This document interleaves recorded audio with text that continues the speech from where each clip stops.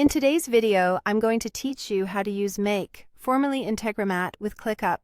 By the end, you'll have a simple automation that listens for changes in ClickUp and performs an action for you, saving time and reducing manual work. First, log in to Make. If you're new to the platform, all you need is your regular account. Once you're in, you'll land on the dashboard where all your automations, called scenarios, live. Next, create a new scenario. A scenario is Make's term for an automation flow.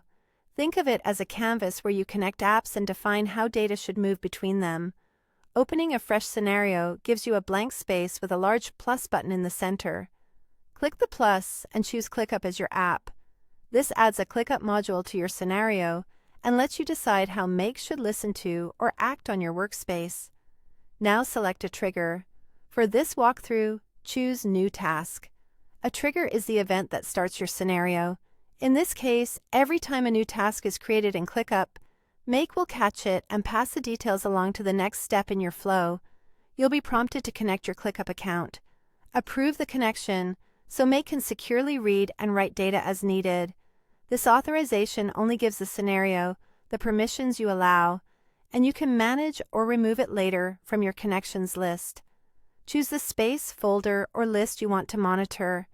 This narrows the scope, which keeps your scenario targeted and efficient. If you only want tasks from a specific team or project, point the trigger at that exact location. Add an action. Click the plus after your trigger and select Create or Update Task. This tells Make what to do when the trigger fires. In the action settings, map the fields from the trigger into the new task. For example, set the task name, description, due date, priority, or assignee based on what the trigger provides. Mapping ensures the right information flows through automatically without copy and paste. Click Run once to test. Make will listen for a single event and show you the data it receives and sends. Check the output to confirm everything looks correct. If the task appears as expected in ClickUp, you're ready for prime time. Finally, turn on the scenario.